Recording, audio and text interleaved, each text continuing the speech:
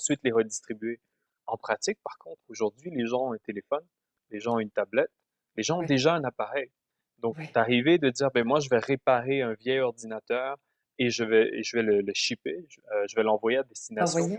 En Ouais. pratique, entre vous et moi, on arrive des fois à 100, $200 pour toutes ces étapes-là. Surtout quand on commence à le déployer dans d'autres pays. Prendre Ouais. un container d'ordinateur et l'envoyer, exemple, en Haïti. Au Canada, on en voit beaucoup en Haïti, par exemple. Ouais. Euh, ben, pour en avoir parlé récemment à une personne qui faisait ça professionnellement, c'est une organisation qui vit de ça. Ils sont Ouais. comme, dans certains cas, financièrement, ça vaut pas la peine. On est vraiment mieux d'acheter du Ouais. matériel, des cellulaires ou des choses comme ça, parce que ça, on sait qu'ils vont l'utiliser sur le terrain. Ouais. Donc, Ouais. arrêtez de penser avec un paradigme de moi, le jeune ou les personnes dans l'organisation euh, vont utiliser un ordinateur. Pas nécessairement. Ils ont un Mm. ordinateur, il est dans leur poche. Maintenant, la question, c'est est-ce que toi, tu as du contenu que cette personne-là peut utiliser avec les appareils qu'ils ont déjà? Tout à fait. Ouais, ouais.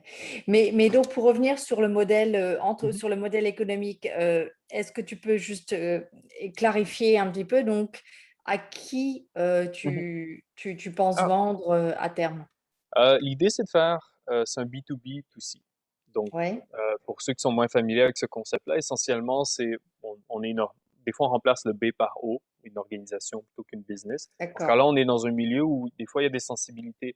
De simplement vendre une trousse, des fois, ça vient, les gens sont moins à l'aise ou vendent du contenu ou quoi que ce soit. Mais essentiellement, nous, on a un organisme à but non lucratif. Ouais.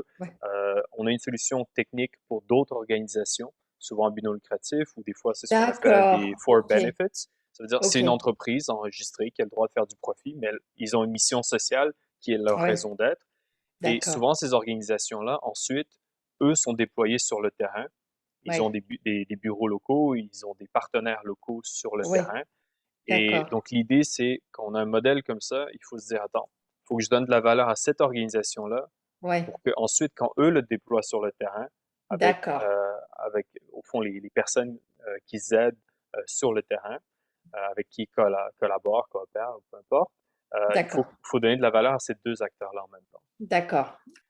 On a trouvé des appareils qui justement étaient à moins de $100 qu'on pouvait utiliser pour créer ces sortes de bornes Wi-Fi dont on discutait.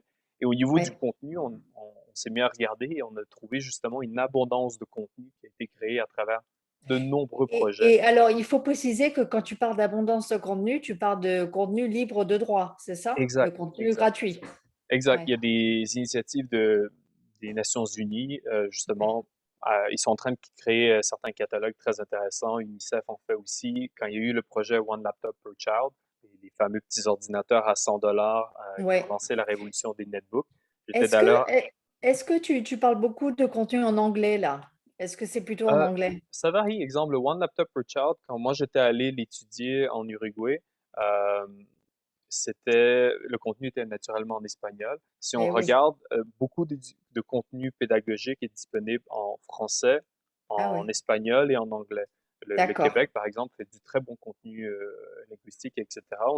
On a un bon rayonnement à travers des initiatives comme on fait beaucoup de coopération internationale ailleurs dans le monde. Il y a beaucoup, beaucoup de pédagogues, de professeurs, etc., qui sont déployés normalement à chaque année.